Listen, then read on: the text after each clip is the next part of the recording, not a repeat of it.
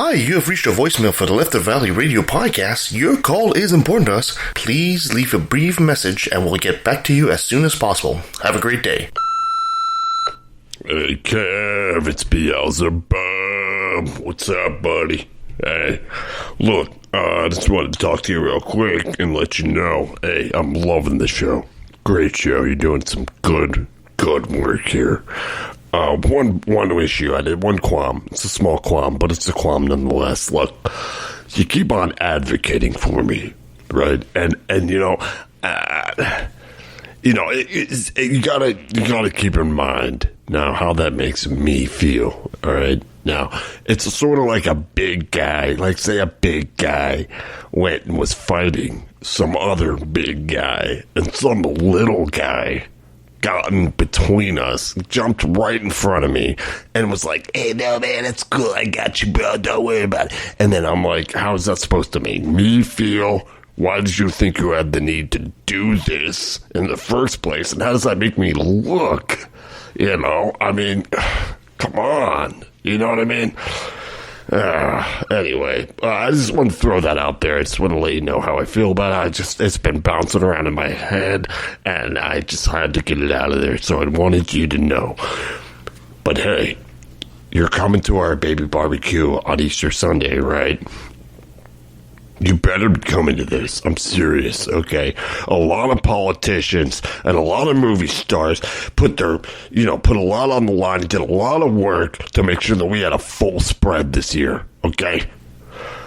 And, so, I mean, we're gonna have the baby stew. We're gonna have the baby milkshakes, of course. I mean, that's every year. And then we're gonna have some potato salad. There's no babies in it, but it's a barbecue. I mean, you gotta have that. That's sort of just standard at this point. But hey, anyway, hit me up. All right, let me know you got this. You can shoot me a text. 666-666-6. All right, Beelzebub out. This is Robert Stanley from the Right to Reason podcast, and I took a left at the Valley. I know we shouldn't have to scream that we're atheists. We don't have non-astrologers and all that. But with the religious people taking over the world, I mean, we can either speak up or be pushed into a corner. I'm proud to be an atheist, a skeptic, a non-believer, an infidel, a heathen. I call it how I see it. I say it's ignorance and you just call it faith in unsubstantiated claims. That's something to be ashamed. I'm an atheist. Coming at you from Secret Lair, Vancouver, this is Left of the Valley 2.0. My name is Kevin, and I was going to tell a dead baby joke, but I decided to abort. Joining me as usual is a new team that's going to stand outside, so if anyone asks, they are outstanding. So her doctor told her to kill people, well, not exactly, but to reduce stress anyway. Sabrina. Hey, how you doing? So, and he told me that when a nut sneezes, there's a cashew sound. Bradley. That's one thing you call a nut sneezing. Guys, welcome back. Hope you had a great week. Yeah, Yeah, it was pretty good. Yeah? Well, that's always interesting. So today we'll be talking to Amy with a Y, my nemesis from the secular soup. Oh, I don't look forward to this. we have a long-running standoff sort of relationship with them. Yeah. Brent, you might have to hold me back here, buddy. I mean, you're gonna have to be the moderator here because I might have to reach in there through my microphone and start. I'm only one man. But that's on the second half of the show. But first, let's do a bit of chit-chat. Hey, did you guys... Okay, let's start with Canadian news. Okay, we know Brent hasn't heard this. No, Brent hasn't heard this, obviously. So Canada's got... Canadian news. I need to. It's fun. Canada has conservatives, too. Believe it or not. They have a version of the Republican Party. Really? Yeah, and the guy that's based in charge is called Aaron O'Toole. Yes. And he's trying to be the next prime minister, obviously.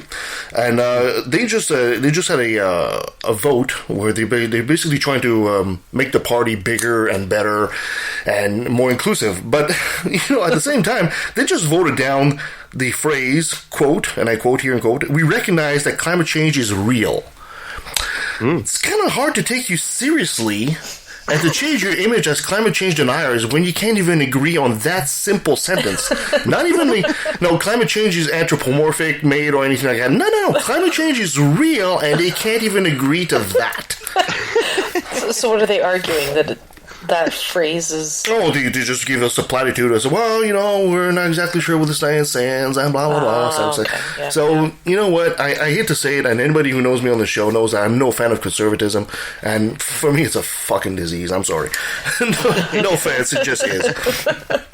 Okay, in other news, did you guys hear that Israeli archaeologists have discovered more Dead Sea Scrolls? No. Yeah, in a cave. Damn. Yeah. So it's been actually over 60 years. And the Israeli Antiquities Authority said in a statement that they found 20 bits of parchment, and they had to rappel about 80 meters down a cliff into the cave. So it's not an easy access thing, right? Whoa. Apparently... Indiana Jones style, man. Exactly, right? Exactly. So So traps. That'd be cool, too. They're booby traps. here we go again. You'll hear the Christians in the next couple of weeks saying, I don't know how great their God is because they found some piece of parchment. They think this was at the time that they were escaping from the Romans during the Bar Kokhba revolt. This is in 132 to 136 CE. So the scrolls are very old, and they're the Greek translation of the book of 12 minor prophets, which we don't even have in the modern Bible right now. They also found a 6,000-year-old child skeleton and a 10,000-year-old basket, which is the oldest basket they've ever found in the world. What was the basket made out of? Probably, I don't know. It's a basket. It was probably research. rattan or something. I don't know. Leather. It was made of leather. It was made of leather. Yeah, Okay. leather, steel, and platinum. There we go. Yeah. So that's going to be an interesting thing to keep an eye out. Brent, if I tell you Steve Bannon, you know who that is, right? Yeah. And the guy that looks like the bug from Men in Black. He's the former Trump advisor and fraudster, essentially. Well, what you might not know is in 2017, he opened a Judeo-Christian right-wing gladiator school in Italy. This is great. No, Like all-American gladiators. well, that's what I kind of thought at first, but no. This is actually they located this in a 13th century monastery. This is a couple of hours outside of Rome, and this is basically to teach how to defend the Judeo-Christian Western civilization through the recognition that man is made in the image of God. In other words, they're trying to teach Republican politics to European. Wow. Is what they're trying to do. That's not good. No, it's And not. wait a second. Wasn't they're basing it off of like Roman stuff, like the Roman gladiators? Well, they use the word gladiators, but they're essentially, they're trying to teach lawyers, I guess. Essentially is what they're trying to do. Because I don't think Roman gods were what he thinks a god is. Yeah, exactly. I don't know. So Bannon apparently signed a 19-year lease in 2017, so it's already 3 years ago, right? This created a lot of protests from local Italians around there, and we didn't hear anything about it here in the media. No, of course not. But Italy's court decided that they lied on the application to maintain the site. Duh. Steve Bannon lied? Really? No. Jeez. Let me just be shocked. And they decided that evicting them is in the public interest. So that's going to be pretty cool. So So of course Bannon replied basically saying that Italian courts are corrupt and he's in the right and blah blah blah. But it seems that his way to teach Republican style politics to European right now is on hiatus. Although he's probably going to try somewhere else. Oh, Good guaranteed. for them. Yeah, exactly. Good for them. Yeah. In lighter news, the World Happiness Report just came out. And you want to know the happiest countries in the world? Canada. No. What? America, of course. We're number one in everything. I'm I afraid suspect not. you're pretty far down the list there. I'm afraid not. Actually, Canada came in at number 14. What? I know, right? Oh, wow. The Scandinavian countries have to be way up there. Norway. The U.S. came in at number 19. I would have thought they were worse. They should have been farther down there.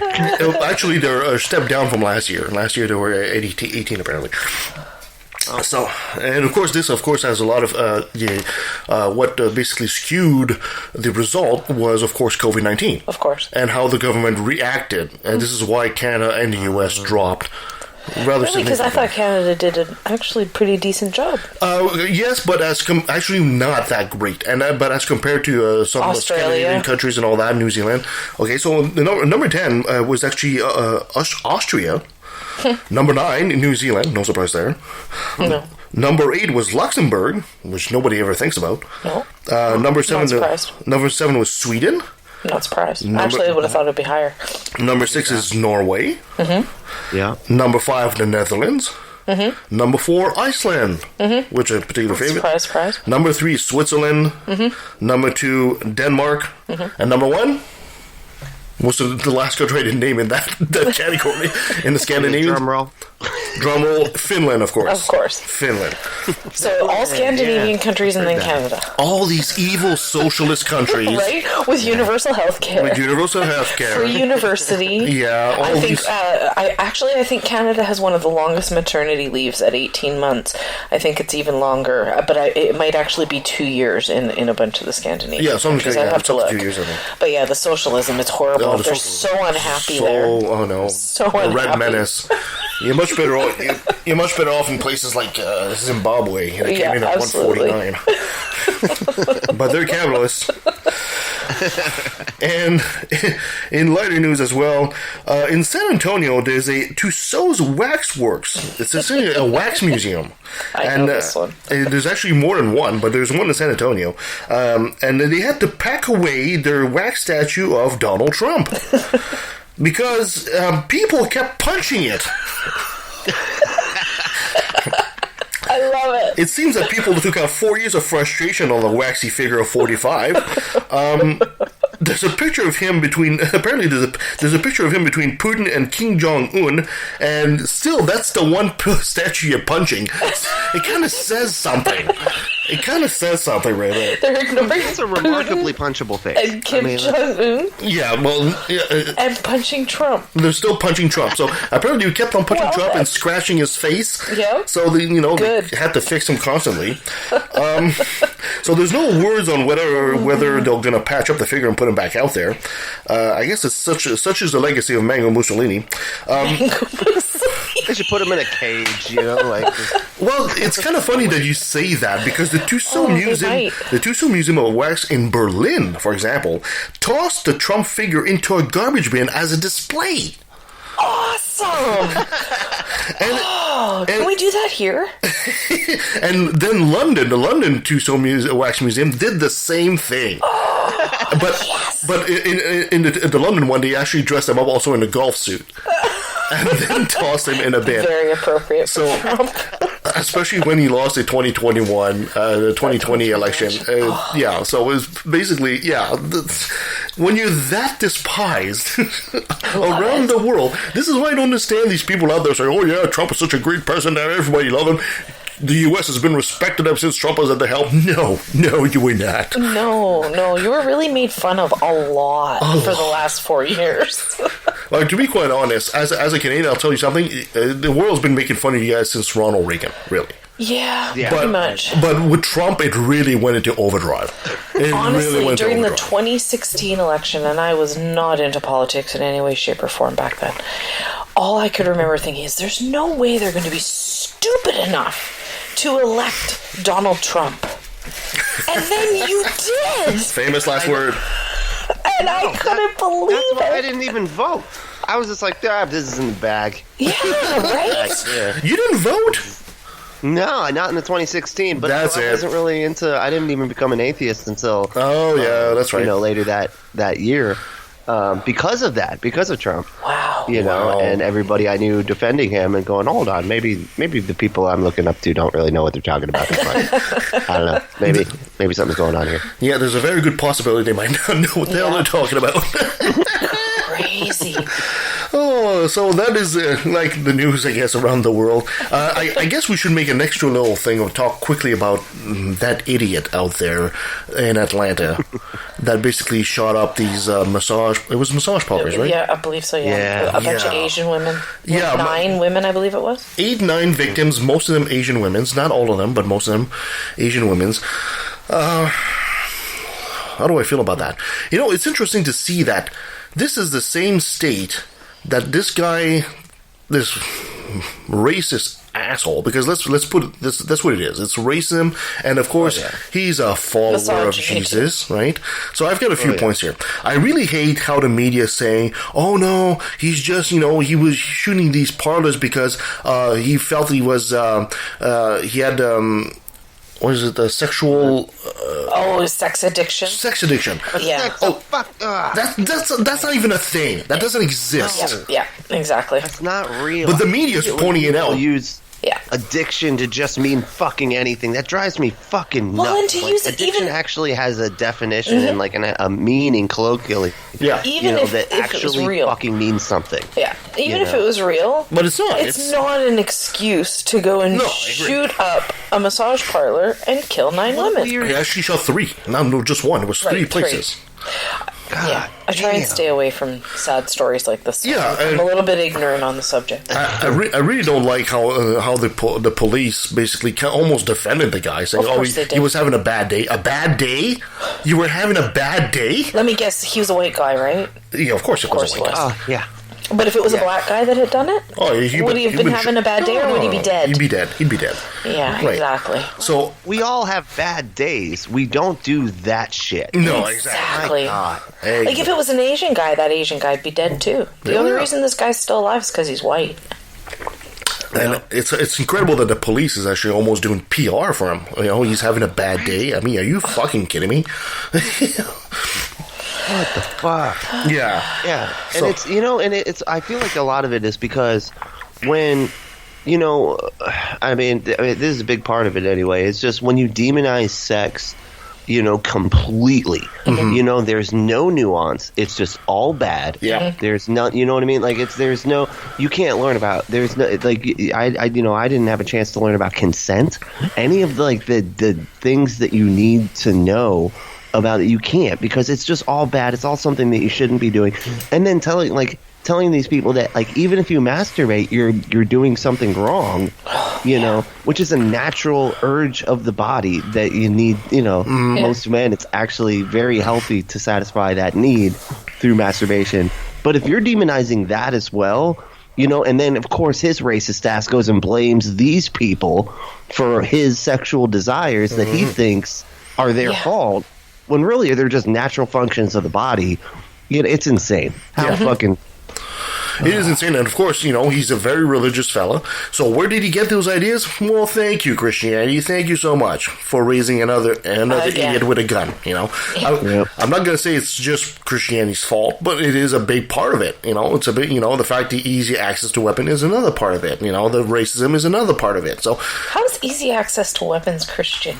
No, I'm saying an easy access to weapon is part of the reasons for the tragedy. Oh, okay. Christianity is another reason for the tragedy. Racism is another reason for the tragedy. Absolutely. So Christians seem to think that that is a Christian thing, though. Just to throw that out there, just because Christians are all about guns. Yeah. I don't know why. Especially I don't know American how they justify Christians. It, but it has to be an American Christian that's an American because, phenomenon, yeah. 100%, because guns really just aren't Don't you know that Jesus would have an AR-15? Yeah, right? Oh, God, it's so fucking weird. Yeah, and it's really sad that we have to do this. And, of course, and that was a sad one, but the one that made me laugh, though, was the story I was watching yesterday about this 78-year-old Asian woman. Mm-hmm. She's walking down the street, and then this 39-year-old walks up to her and just punches her in the eye. For no reason. And she picks up, for no reason, she's just going about her way, and she picks up a stick and beats the shit out of him. And beats that crap out of him. You just had your ass handed by a 78-year-old Asian woman, dude. And he's on the stretcher, and he's like crying, and he's like, poor me. Yeah, poor me. It's like, you just had your ass handed to you by a 78-year-old woman, dude. Just go fuck yourself. No, sorry about that. Sorry about the language, but you know what? No pity whatsoever. But it's a shame that screaming at everybody, all right, all your cameras right now. Give me them. Yeah, exactly. Bullshit. You're not posting this. Don't do it. So I'm hoping that there's been a rise in violence towards the Asian American community, and I'm hoping that this is a trend that's going to disappear soon. We need to be aware of that. So today, try to make an effort to be aware of that, especially if you're Caucasian. There's enough problems with the African American community in the States, and now it's not just them. The Asians that we have tendency they kind of fly under the radar, but they're facing those same kind of problems too. So absolutely. Let's be cognizant of that today. All right, let's move on. So you got a top 10 for us? I do have a top 10. Sounds good. Let's go. So I just started watching on Netflix a series called Rotten. Oh yeah, Rotten. So have you seen it, Brent? What's it called? Rotten. Yeah, it's about food basically. So it's about what? The corruption in the food industry. Oh, it's really interesting. So definitely, I haven't seen it yet. Yeah, I've only seen a few episodes, but the first one got me thinking, and so I decided to do a little bit of a top 10 on honey. Oh, okay. Top 10 on honey. Nice.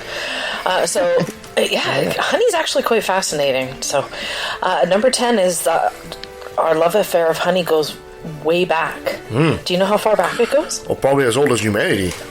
Around 13,000 years ago, there's cave paintings that are 13,000 years old that depict people beekeeping. And also, they found the world's oldest beehive, intact beehive. It's in Israel. It's believed to be 3,000 years old. Wow. Yeah. I wonder who the first guy was to just have one of those drop in front of him. Tastes like. Got it on his hand and somehow it got to his mouth. This stuff's good. That's pretty good. I would think the hypothesis is probably somebody came up after a bear raided a hive and basically got a chunk of the of whatever the bear didn't take and basically tasted it. Do bears really attack hives? I didn't do a lot of research on that. Of course they do. I mean, okay. Of course they do. It's honey, you gotta remember, at the time, is the only source of sugar, right? That's true. The only source of sweet. And of course, if you're talking in caveman days, this is extremely rare. Today we have sweets everywhere, but back then, honey was 13,000 years ago, they were beekeeping. So it's crazy. It didn't take very long for them to put two together. I mean, or the maple. I mean, y'all have the maple. The maple syrup, right? I mean, and that takes a process. It doesn't come out tasting like that, does it? Well, if you lick the tree, no, just. Oh, Brent, whole new subject for our American audience. Come to Canada, just start licking the tree. You'll see. That's how delicious it is. I had planned on it when I was going. I was like, I'm going to find one of these fucking trees. Yeah, I will lick every tree in the forest. If Brent licks the tree in the forest, is it still there? Still tastes like bark. Hold on, I'll find it. Back on track. Sorry. It's all good. Number 9. This one was interesting. The ancient Egyptians used honey to embalm their dead. I knew that. I didn't know that. It's also, it was also common for them to offer it as an offering to their fertility god. Well, honey doesn't. We'll talk about that. All right. I've been shushed. So, number 8, it wasn't just the ancient Egyptians that used honey as a part of their burial rituals. It's also believed that Alexander the Great was entombed in a coffin full of honey.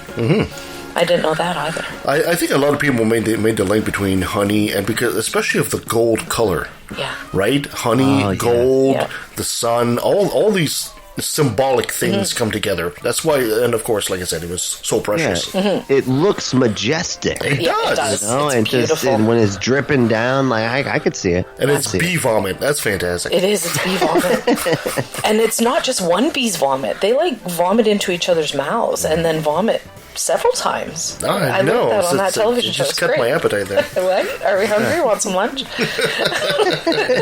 So we'll make some honey. So number 7, in 11th century Germany, honey was so highly valued for its beer sweetening abilities that German feudal lords required their peasants to make them payments of honey and beeswax. Wow. So honey was basically money. Well, the original mead was essentially honey based, right? Before beer, there was mead essentially, sweet wine, and sweet wine, and it was honey based all the time. Yep. So apparently, you can still find some of these ancient recipes and recreate the ancient mead. Apparently, you can still do that. it. And I don't drink beer, so I'll be a poor person to try it. But I'd be curious, a beer connoisseur, and try the old mead and see, how much of a difference there is if it's a better product or not. Right. Yeah. Number 6, the oldest honey ever discovered was found in Georgia. The country. Georgia, okay. Not the state. Georgia, the state? What? It's over 5,000 years old. Claire. 5,000? 5,000-year-old honey. So, just to lead into that, number 5, you can even eat that 5,000-year-old honey. That's right. Which is what Kevin wanted to say, because honey is the only food that doesn't spoil. That's right. Yeah, it has a low moisture content and high acidity, and so organisms can't survive in it. It's also antibacterial in for that reason. Wow, and I just threw out a whole fucking thing. Damn it. I didn't know that. It doesn't spoil. Go back to the garbage can. Go back to the garbage can. Expiration date. Goddamn liars. Hey, they put expiration dates on water, so... Number 4 is also really interesting. I didn't know this. There's a tiny bird. It's called the honey guide. The honey guide? The honey guide. Its sole purpose in life is to lead the honey badgers to beehives. So, really? So it leads the honey badgers to the beehives, and then the badgers, of course, eat and have a good feast. Because badgers don't give a fuck about anything. Nothing at all, right? And so once the badgers are done, the honey guide goes in, and they have a feast on what's left over of the beeswax.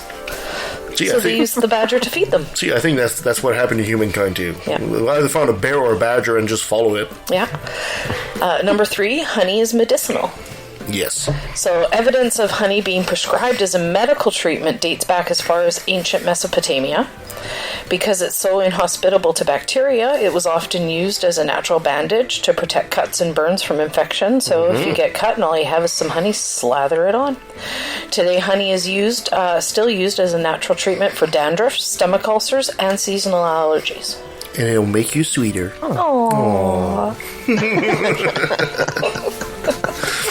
Number 2, the honeybee is the only insect that produces food that is eaten by humans. Well, okay, hold on. Oh, the only insect. Okay. Yeah, that produces food. Yeah. Because, of course, we eat insects. Yeah. But we don't eat what they're producing. That's true. Well, still wasps they don't do it. The wasps don't. Nope. No, wasps are like the asshole. And not all bees actually make honey. That's true too. Huh. Yeah. So number 1 was actually the most fascinating to me, and I'm surprised considering the decline in bees that we have worldwide, but beekeeping is illegal in many U.S. cities. Really? Yeah, including Norfolk, Virginia. It only became legal in New York City in 2010. Oh, wow. That's probably a response to the decline of the bee population, which of that course... they changed, yes, I would agree with that in New York, especially in New York City. Here's another fun fact, extra bonus fact here. The UN actually declared the honeybee the most valuable, important species on the planet. If we didn't have honeybees, we would not have humans because we would not have food. Pollination, everything they do. So the honeybee goes extinct, we are... Pardon my French, we are fucked. We are. Yeah, we would have to go to eating roaches and shit. It would just annihilate most of our. Well, and the roaches would be dead too. There'd be no because the bees are needed they're the main source of pollination. Yeah. So they're needed to pollinate the plants. If they're not there to pollinate the plants, there are no plants. So you don't even have animals that eat the plants for us to eat. Yeah, so unless you plan on inventing millions and billions and billions of tiny little flying drones that are going to pollinize from flower to flower, keeping the bees alive is pretty important. Yeah, so I actually thought about doing that, being a beekeeper, but I can't do it here in the city and not in the country anymore. It's funny because I actually get my honey. My mom gets me honey from a guy at her church, and he does a bee thing. And that's his full job is beekeeping.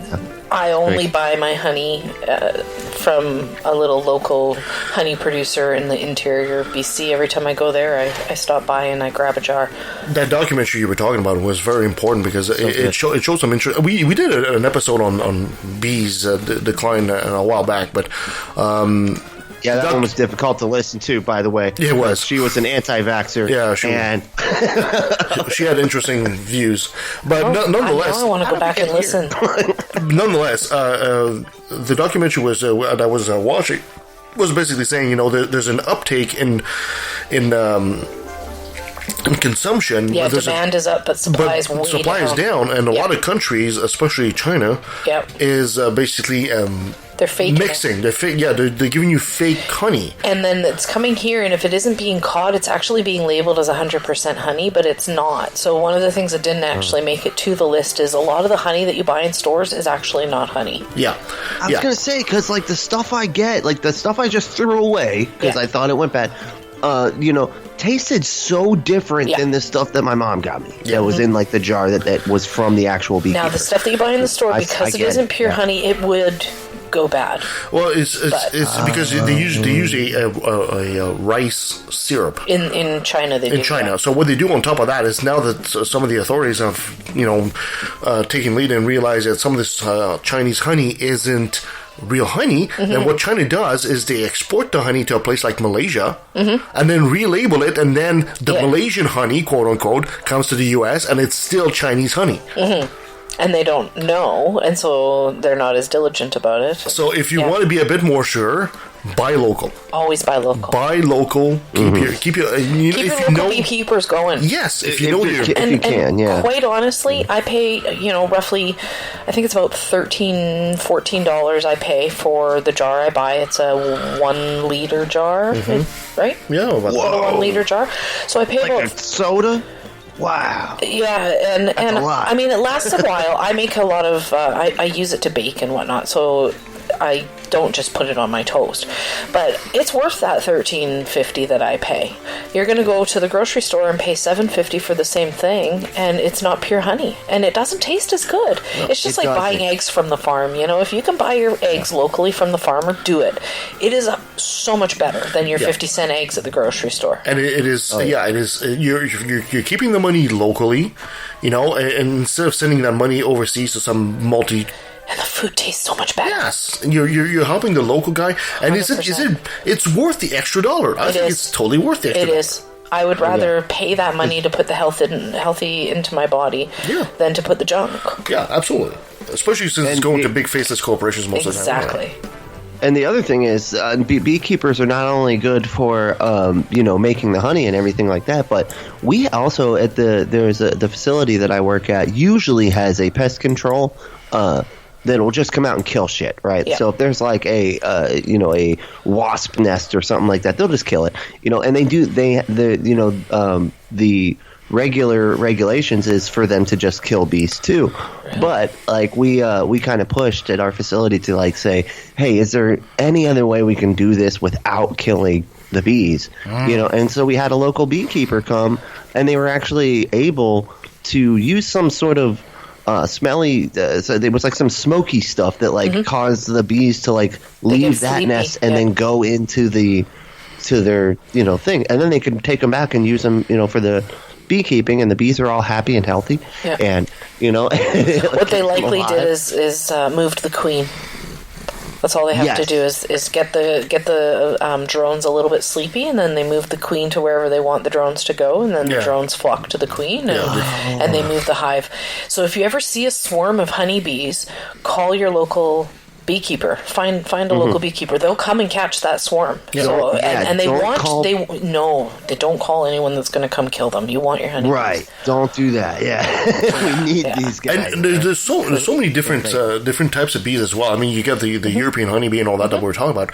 But for example, there's when you go to one of those horticulture places where they sell plants and stuff like that, they'll often sell dormant, frozen bees. And they're usually like they're like mason bees, but they're a bit more wild. So what I used to do is you can buy these little tiny tubes, right? Or you can basically use a drill, and you're basically drilling these holes into the tree, and you just put the bee in it, and eventually they wake up and they just start doing bee stuff, right? And they just start building a nest, and they start pollinating around the area. Lulu, just doing bee stuff. You know? Bee stuff is the best stuff. You know. I love it. Oh. So yeah, help the local bees. It's a lot simpler than you think. Yeah. And another thing too. I'm going to go green tip on top of that. One of the biggest help for the bee at the beginning, especially in spring, the dandelions. Leave the dandelions. The dandelions appearing on your lawn, and people just have to, because they don't want them, so they want to chop them off right away.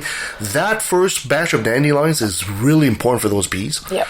They're coming out of hibernation. It's their prime. It's like their the breakfast. First piece of food that they see generally. Yeah, so, exactly. So that is important. Yeah, don't cut them down, and also don't poison them. Yes. Don't put the Roundup on them. That'll kill the bees too. There's something interesting. Years and years and years ago, before I was doing this kind of atheism stuff, and when I was still in the world of woo, and I used to believe all kinds of conspiracy theories. Woo world. Yeah. Like Disney World, but you end up just buying a bunch of crystals and shit. It's not. The ride isn't as scary. There was a show here that was playing on late talk radio called oh God, was it? You have it in the States. It's with Art Bell. Fudge, what's the name of that show? In any event. Anyway, they do that. They do conspiracy theories, and they do UFOs things and chupacabra things and all that kind of stuff, right? Oh, yeah. I know what you're talking about. Oh, somebody Google that. Art Bell. Art Bell? Art Bell. I don't want to look it up. And, Artie, Yeah, Artie. Artie. But anyway, these guys started talking about the disappearance of the bees. And this is one of those things that makes you wonder, because, they were talking about this, and they were bringing an expert on how bees were disappearing and all that stuff. And this is like 20 years ago. They were at least a year ahead of mainstream media before they started talking about this. So, do you have the... Coast to Coast AM? Yes, that's it. Coast to Coast AM. Thank you. Oh, yeah, Coast to Coast, man. I've not actually heard of this, but he passed away in April 2018. Oh, did he? Yeah. Yeah, he's been replaced, but it wasn't Art Bell at the time, but I remember he was like the original host. Now they have another guy now. So they were talking about this bee problem way, way, way ahead of everybody else. Wow. It's one of those conspiracies that turned out to be true. Yeah. I actually have been hearing about the bees in decline for a long time, and you're right, it was coming, I think, from Alex Jones. Oh, God, I hope not. I mean, I'm talking way back. It might not be Alex Jones. It could be, though, because early 2000s. Their whole jam is culturing fear. Yes. Right? Exactly. People, so. And because the reality is that we need bees to survive. Yeah. So it's a perfect conspiracy theory. I feel like there's something in Revelation about a food shortage of some sort or something. Oh, who knows? Yeah. Kevin, he's read the Bible a few times. Yeah, I believe it's like a huge famine, feast and famine, yeah. It's kind of funny you guys mentioning Revelation in the Bible, because I couldn't help but smile today because I saw a meme that basically said, Christians believe that the mark of the beast and the Antichrist, and if you're familiar with the mark of the beast, it's like the people will follow the Antichrist, and he will put their mark on their forehead, and there was an image of Donald Trump with a "Make America Great Again" ball cap. That's perfect. That's perfect. It's so funny because I grew up in the era where it was like, oh, it's the chip. It's the chip. They're putting in chips in your hand, and it was always thinking, who was the dunce that was like, I need it in my forehead. I need you to scan my forehead. I need to put a barcode in my forehead. I love that. They're going to install chips in your hand, and they actually did, and none of them realize it. We hold them all day long. Our smartphones. It's called a smartphone. All right, Brent, you got another brilliant moment for us? Oh, I do. Brought to you by religion. That's right. Another brilliant moment brought to you by religion. And this is one of the most brilliantest of brilliant moments. Do I need to get comfortable for this? All right. Lay it on me, man. Lying creationist Matt Powell says that evolution says dinosaurs farted themselves into extinction. So the clearly why I picked this one. Oh, just a minute. Dinosaurs farted themselves to death? Yeah, they just farted to death. Yeah, that's what he thinks happened. And just think of all the diarrhea. Oh man, the stink. I'm a mature adult, and that's why I picked this story. Okay, so Matt Powell. Oh God, this is great. I don't know. You have to, if you're listening, like you guys have to know about this guy by now. He is hilarious. First of all, he's super funny. He makes videos where he's out in the freezing cold, and just says things that he loudly admits that he doesn't understand evolution over and over again. That's pretty much his whole jam.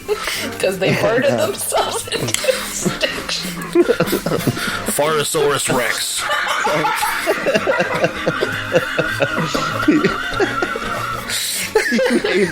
He made this video talking about how evolutionists say the stupidest things like Evolution says the stupidest things.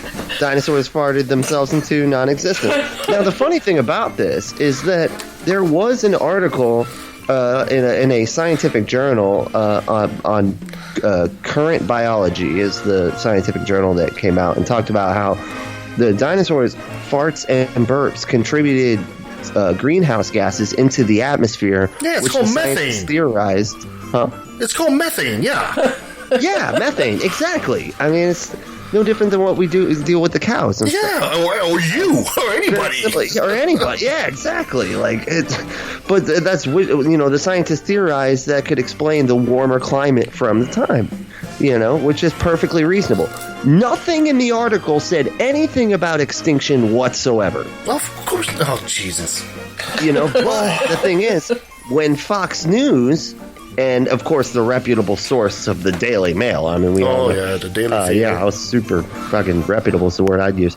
But, they did it, they reported on it, and they somehow put extinction in there. Just because they felt like it, to make it sound silly, I guess. So it was really funny because like he just completely misrepresented what the study actually was, what the theory actually was behind it. And then makes a video to go, see, these atheists are so stupid. They believe a fantasy world, bro. Oh, man. Fantasy. Look how stupid they are. I think people like that actually help the evolution cause. It does. It kind of does. It kind of does, man. It's like, there's no way in hell you take a look at this guy and take him seriously unless you're an idiot as well. Yeah, exactly. And the funny thing is that, like, he, when he, posts these videos up, it's like he ends up, if you Google it, he's like ends up being the fourth one down because he's like, here's this guy making fun of this video, and here's this guy, another guy making fun of this video, and he's like the fourth one down. Like you get to the actual video after everybody's like called him a fucking idiot. Like you gotta, I love it. It's so funny because the other day I saw a meme like that too, but it was basically, it was like an image of a dinosaur, in a static position, and they were trying to make two dinosaurs like in the static position, like imagine and trying to make them mate, without moving any of the limbs, and say, well, it's impossible for these animals to mate. So it's a bit like if you'd be standing up and putting an image of you standing up and putting an image of Nikki standing up and try to put you guys to mate together, and of course it doesn't work. Limbs move. It's like, how fucking stupid are you? It's like, got like two toys, like two toy, T-Rexes just knocking them together. See? It's like, see, you put a Stegosaurus on top of the other Stegosaurus, and they don't move anything at all. Well, it doesn't laid eggs, so guess what? They don't even fit together like a puzzle. Well, I mean, I guess it depends. But But then, get this, he goes on to invoke Hitler. Oh God, of course. Of course. Yeah, and I love how Hitler farted too, by the way. Extinction. I love how Mehmet is like, because of fucking course he did. I don't know. I love that. But he says, and Hitler said, if you tell a lie big enough, loud enough, and often enough, people will believe it. And he doesn't see the irony in that. No, he doesn't. Not at all. That's the funny part. The entire book is a lie, dude. That's been told for 2,000 years now. Loudly, so people believe it. bring up Hitler? Why bring up Hitler like he has anything worth value of saying? Why do that? That's just unless your base is like, cool, a Hitler quote. Shit, hold on. Turn that up. No, it's because you don't understand, Brent. Hitler farted himself in the Third Reich into oblivion. That's what happened. This is how World War II was won. It wasn't the Allies. It wasn't the Russians, the Red Army. It was Hitler farting in his bunker, and it blew up. Wow, what a great day. I can't believe we're reduced to doing fart jokes on this show now.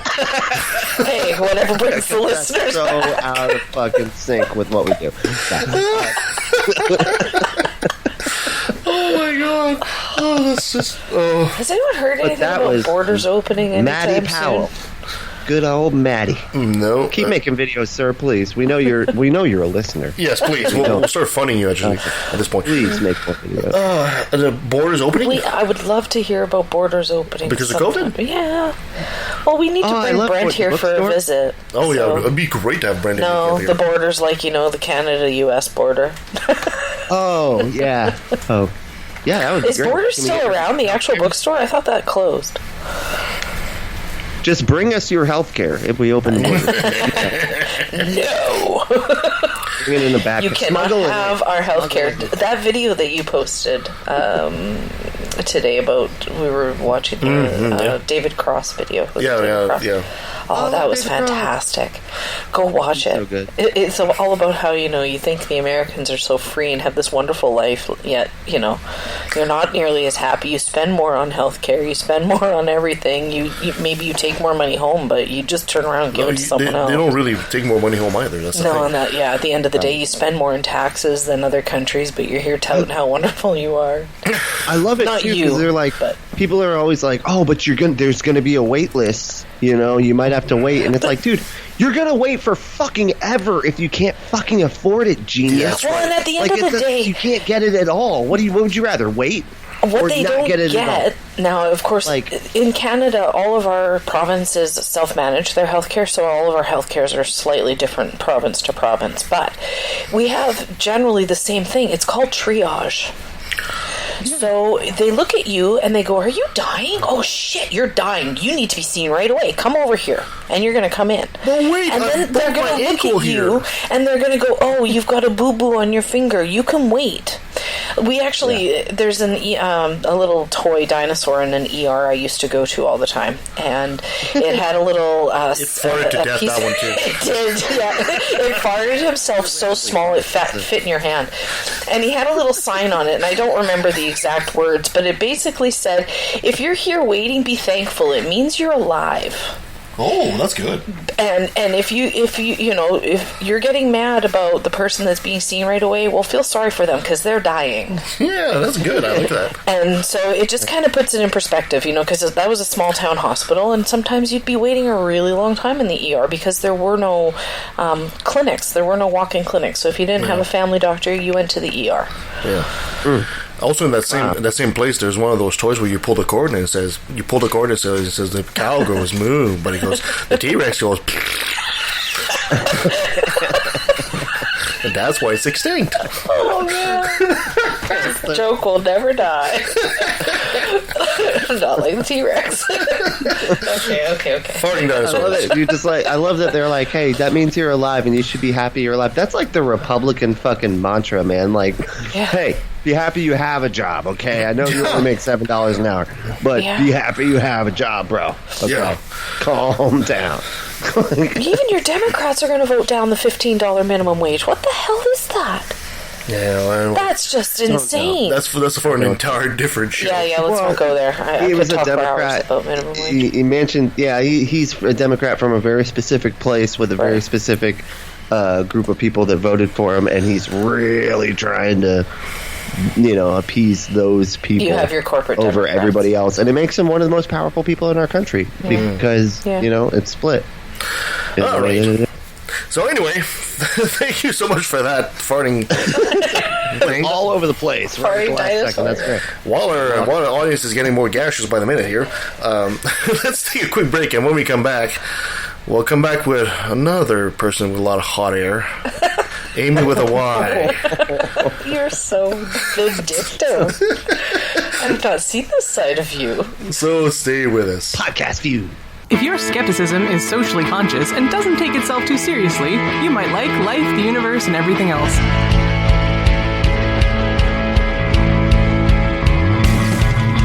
People like Ray Comfort are fond of saying, what use is half a wing, right? Have you ever seen a fucking penguin? Life, the universe, and everything else. Available on iTunes, Stitcher, Google Play, and pretty much anywhere else. I don't know, Zune? Is that still a thing? It's not easy being a podcaster these days. And even less so when you're a woman. So when we heard the good people at Secular Soup needed help, we sprang into action. This holiday season, open your hearts to Amy and Amy of Secular Soup. You too can make a difference in the lives of these poor podcasters.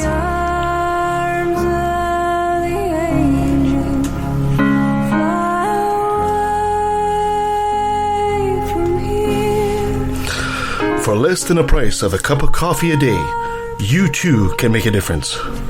You can help them change their diet of tomato soup and blueberries into something with actual flavor, like rice cakes, white jelly beans, or even tofu. These women work so hard. Allegedly. And still get pranked by the people of LATV. I mean, how deep is the bottom of that barrel? Your donations can help them return a prank in kind instead of making creepy doll lamps and weird cushions nobody wants. Your kindness can help Amy and Amy find jobs more suited to their incredible talents, like street mime, elevator attendant, or even store mannequin. In this season of giving, your donation might even give them the idea of using a pseudonym instead of the same name. There is hope for the soup. Call now. Operators are standing by. Wow, listen to these phones ring. That's great. Amy can get that new liver she needs. A generous donation will even provide some onions to go with it. Laughing yourself.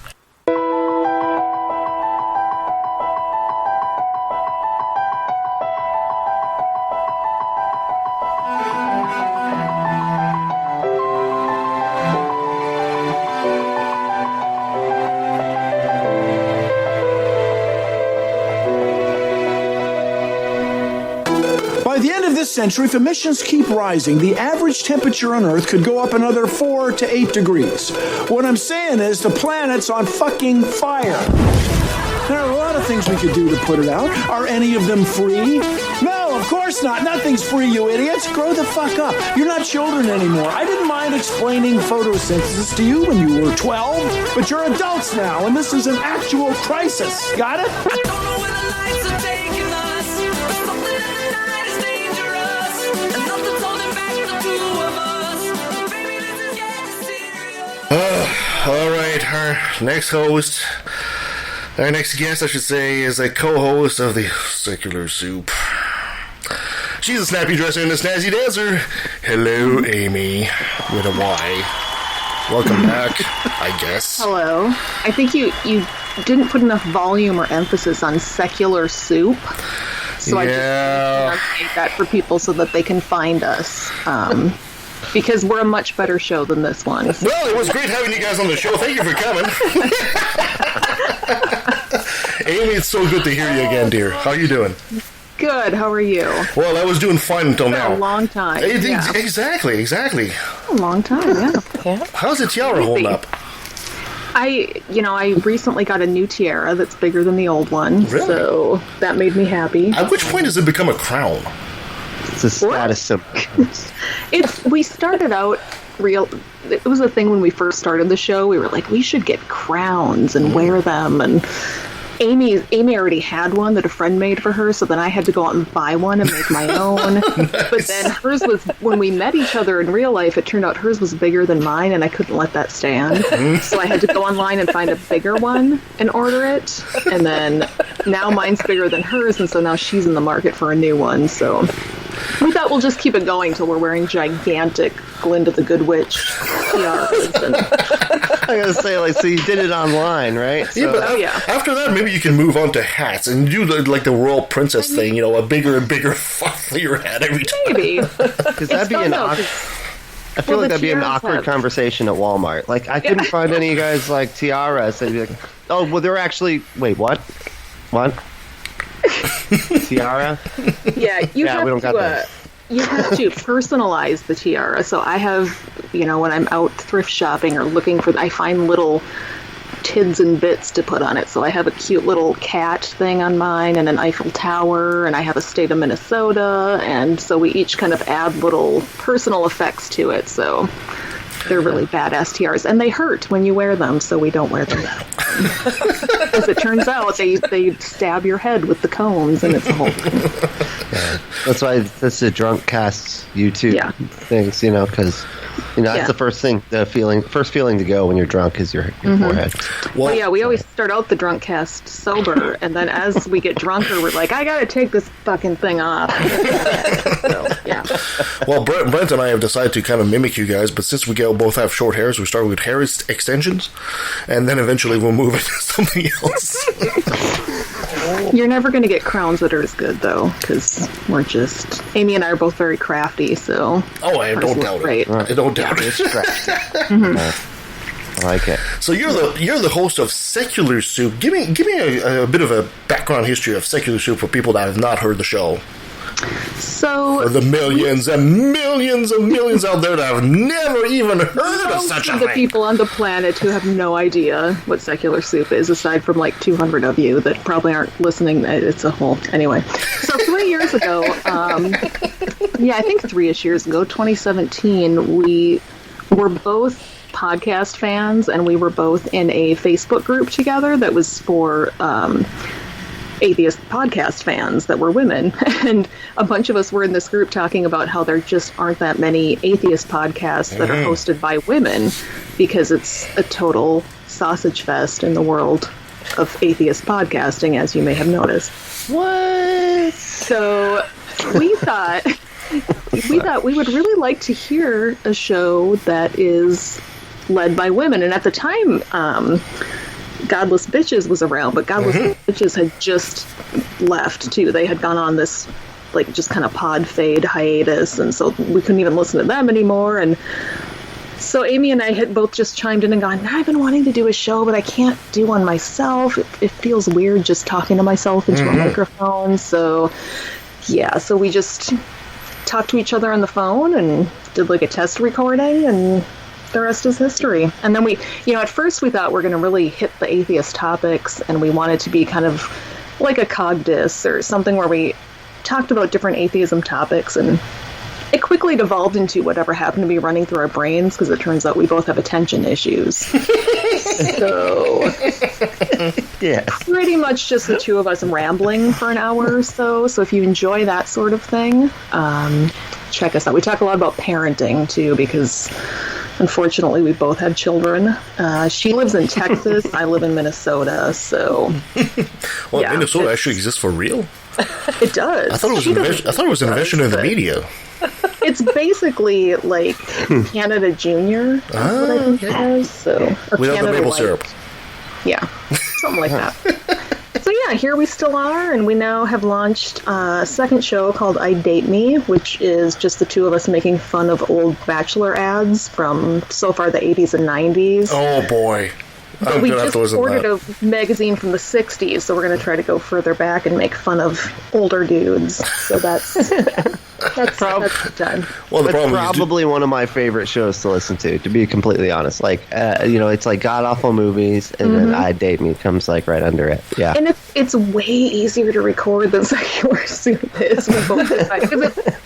Because Secular Soup, we're like, shit, we should really have at least start out with a topic or something. And a whiteboard gotta on the wall. Something out. Whereas, I Date Me is just pick a guy from this book and we just go to town, and just all you gotta do is read the thing and make fun of him, and we're both really good at that. So it's super fun to record. And then if one of us can't do it, we've had a few guests on. So Nikki's been on. She was on with Amy one week, and the two of them just made fun of the Bachelors together. And there we go. I had Belle on one week, and Yeah. That sounds like a podcast our own Sabrina here would be more than happy to join once in a while. Yeah. Sabrina. You got another co-host here if you run out of co-hosts at one of these events. That's fantastic. So, you alluded to women podcasting and how it was a sausage fest. As a woman doing a podcast there, has it actually been difficult for you guys? Has it been difficult finding an audience? Are people not giving you guys credit? Is there really... People, come on, man. Guys. You're messing up already. What's with the sexist language, Kevin? Yeah, no. I do. It's hard to judge because, like, in our minds, we're the best podcasters out there because we're very full of ourselves. So, like, it's hard to tell if we get a fair shot or not. We do have a very loyal following. It's small, but it's loyal, and it grows a little bit. We've been growing for the past 3 years, but not in waves, just kind of in little baby steps. Little increments. And it's, there are times it gets frustrating seeing, I guess for a lot of people, just kind of how easy it is to all the dudes kind of work together with their shows and get this huge audience. And we've just spent 3 years like, how the fuck do we access these same people who are the same audience that, we would like for our show? And it's just, podcasting's tough. It's a weird world. And I'm the type of person that I listen to a lot of podcasts, but I get bored quickly with them. So if I were listening to my own show, I think I would have gotten bored with it and just quit because, again, attention issues. But it's always hard to tell if, are we doing a good show or are we not? I honestly have no idea. Like, I enjoy it. I don't know. I'm just saying. I mean, Brent loves it. Brent's our number one fan. So I've never seen Brent kiss ass so much at this point. You guys kind of like y'all. Sorry, you guys.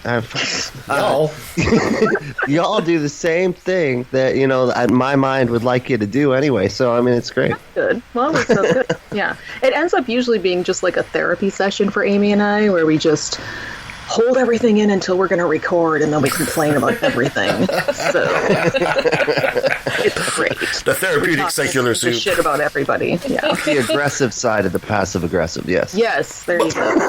It's kind of funny, but it is. Podcasting is kind of exactly that. It really is. Therapeutic to some extent, where you actually get to voice out your opinion, no matter what the subject. Mm-hmm. Like, God knows it's like other people listening to your therapy, basically.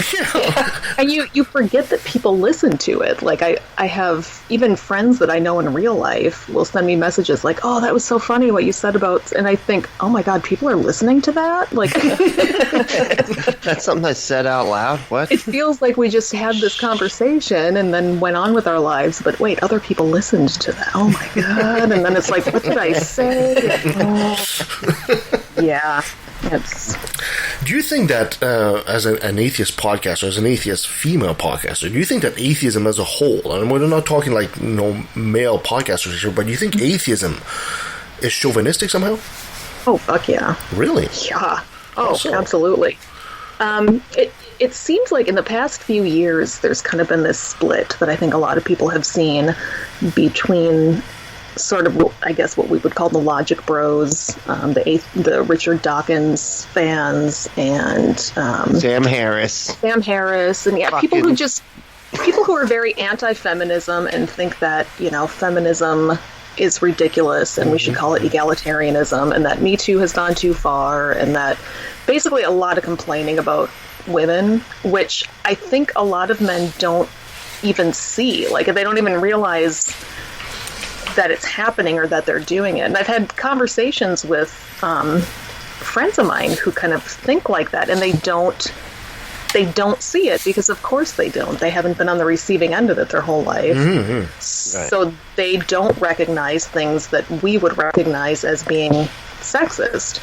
And a lot of times if you try to call somebody out on that, present company excluded, the first instinct seems to be to get really defensive. Oh, yeah. Where, well, I didn't mean it that way, or I'm not sexist, and I think something I've had to learn, especially as a white person, is to kind of let that defensiveness go a little bit. Like if I say something that maybe was racist that I didn't realize was racist, I have to be able to be like, oh shit, okay. Not just right away, no I didn't, that's not how I meant it, nope. I have to be able to just kind of listen and go, oh, well maybe that was kind of fucked up and I should maybe not do that in the future, and just be willing to think about it. But I feel like in the atheist world, people are so geared towards fact and fiction and scientific evidence and not, and there's a right and a wrong, and something either is or it is not.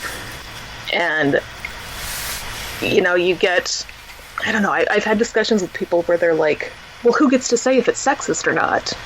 Well, I guess people that are being discriminated against. Yeah. But why? There should just be a definition of it, and then that's what it is. Like, why should women get to decide what's considered sexism? Well, because we're the ones on the receiving end of it. Like, it's the same thing with racism. I've said, I've had people ask, well, who gets to decide what's racist? Well, black people do. But why? It's like, 'cause they're the ones on the receiving end. Like, it's... They can fucking recognize it when it happens. They can recognize it, yeah. Like, but I feel like atheists really want this very solid answer to this is what racism is and this is what sexism is. And I'm not doing those things, and therefore you can't accuse me of being sexist or racist, Yeah. And it's hard. It's a hard thing to talk about, which is why I think we don't tend to make it very far. Like I don't know if you're familiar with Thomas Smith a few years ago when he went to the Mythicist Milwaukee thing. Oh, jeez.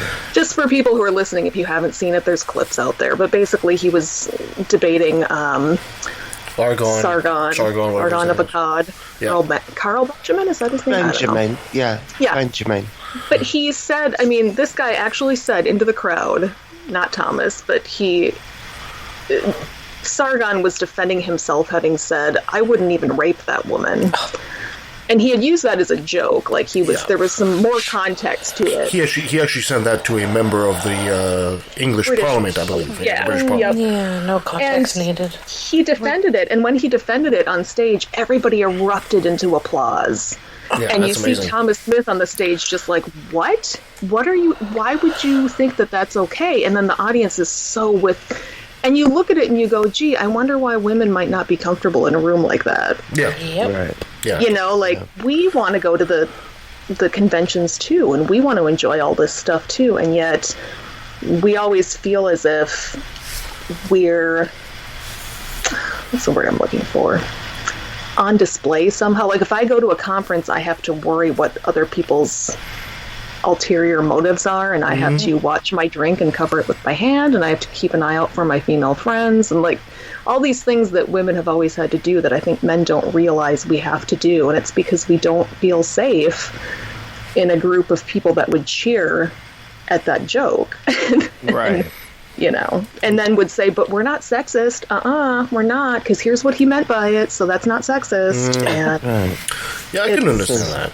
Is there maybe a limit sometimes on, I know atheists are looking for a black and white answer here, but is there maybe a gray zone where that definition could almost help? Like, I'm going to play devil's advocate, as I usually do. Sure. Again, for example, I'm French Canadian, right?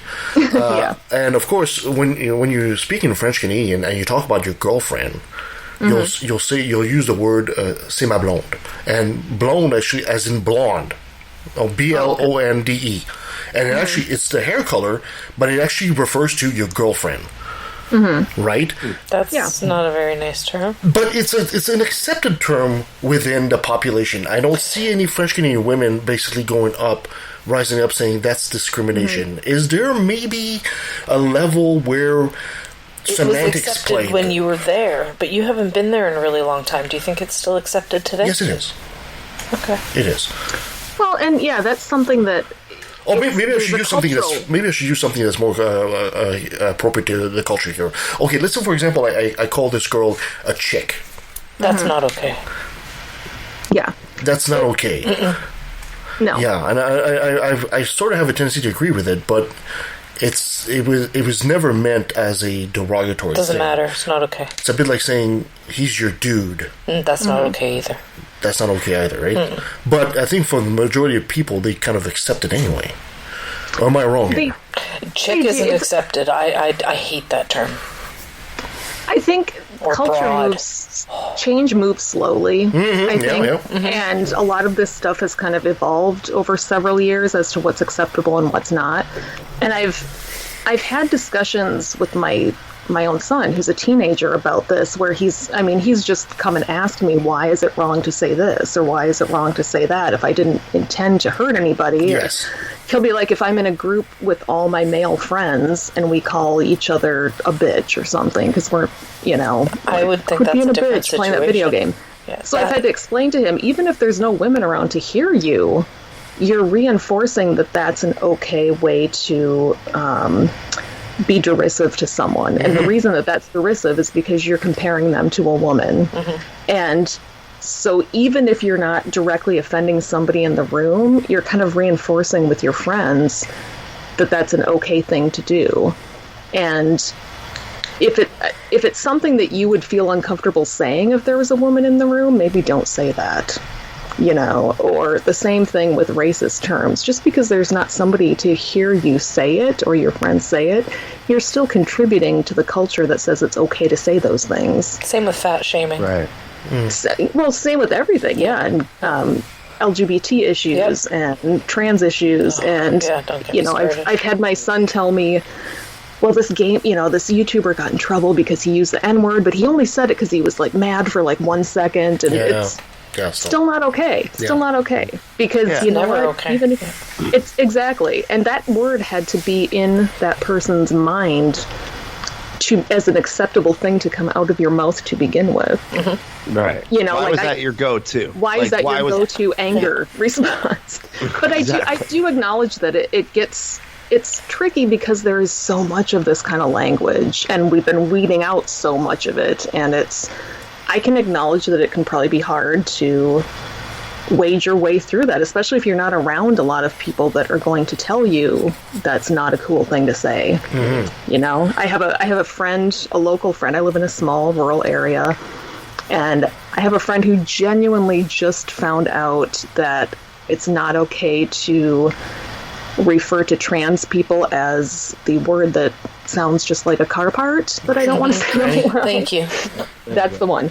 And he genuinely was like, I thought that was what you were supposed to use. Oh, God. And he genuinely thought, he's like, nobody's ever told me that that's the wrong word to use. And he's like, why haven't any of my gay friends told me that? And I said, well, because, gay people can still be transphobic. I said, I have trans friends who are willing to tell me that's not okay, and who I'm around enough to understand that that's not okay. He doesn't know anybody who's trans, and he's never been and he genuinely wants to be a good, he immediately took it out of his vocabulary, but that guy had to learn from somebody, and in this case, it was me. And he's like, it would be nice if there was a memo, just check the memo every day and be like, okay, this one's done now. We can't. And it's hard to let go of that stuff. It's like with the guys, hey guys, I am having a really hard time getting guys out of my vocabulary because it's something I have used so much for so many years. And at first I was just like, that's ridiculous. Nobody gets offended by hey guys. And I heard from more people about it, and I did some more reading about it, and now I'm like, oh fuck, I probably shouldn't say it. Hold on a second. You tell me, this is news to me here. People are getting offended by the word guys, really? Not offended. It's more that it's a generalized term that excludes people. It's very exclusionary. And y'all is just as easy to say. I know it makes it sound country. I get it. Yeah, I don't like sounding country either. I can't get into y'all because I'm from Minnesota and it sounds so fake when I say it. That's why you hear, I've been listening to a lot of radio and they don't use guys, they'll say hi friends, and they're staying. Damn, that means I have to work on this because I say guys all the time. I say guys all the time too. I something do it that's constantly. And I think it's one of those things where you have to just dude. I also have a hard time with dude. You have to just start to be conscious of how often you say it.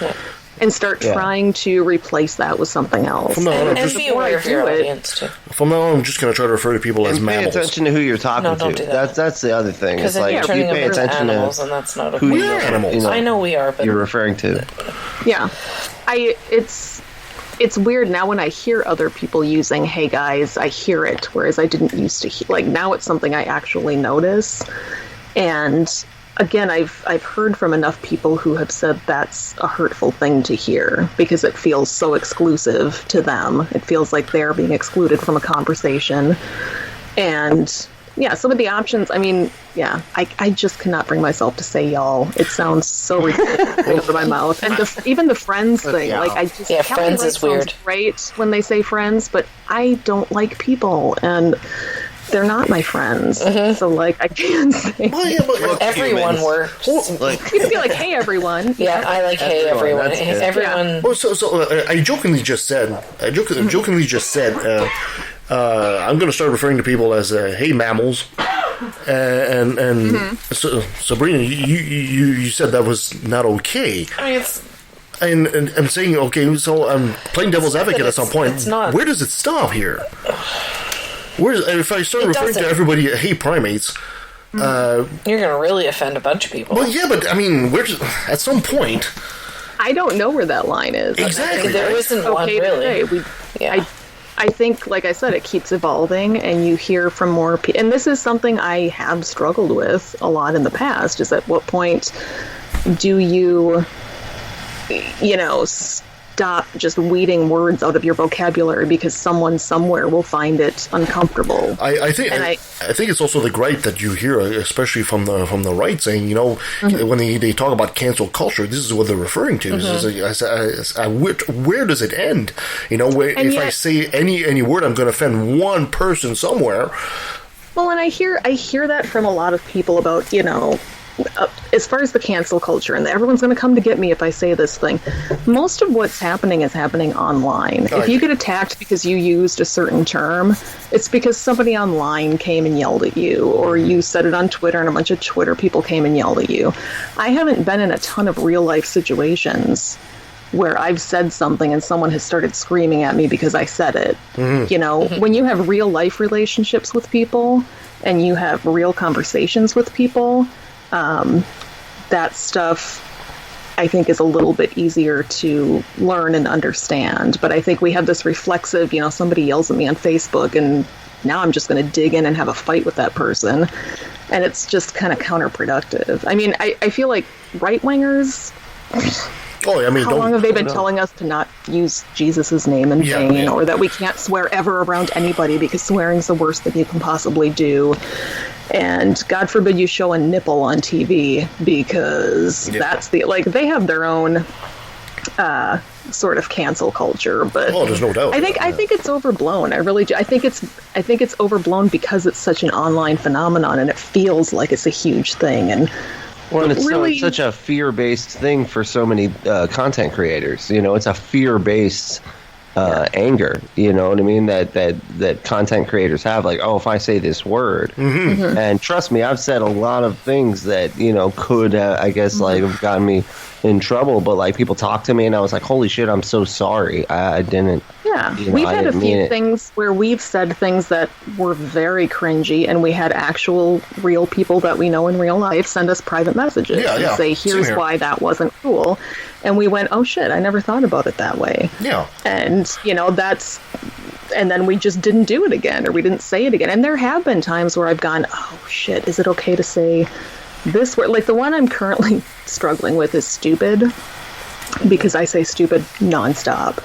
And we actually had a discussion with Eli Bosnick about this one, because it was just, I hear that it's something that you're supposed to kind of quit saying because it's ableist. But yet at the same time, I don't hear from that community telling me that it is ableist, if that makes sense. It's interesting because, like, that's one that, like, I don't like to be, you know what I mean? Like, I don't like to be called stupid, right? Like, I don't like that as being, even if it's just funny or whatever, then it's like, you're being fucking stupid, whatever, But, like, at the same time, it doesn't bother me if I just hear somebody else referring to somebody else. Well, I don't even, for my own personal comfort, I don't call people stupid. I've even taught my kids, you never call a person stupid. You can call things stupid. I call things stupid. Yeah.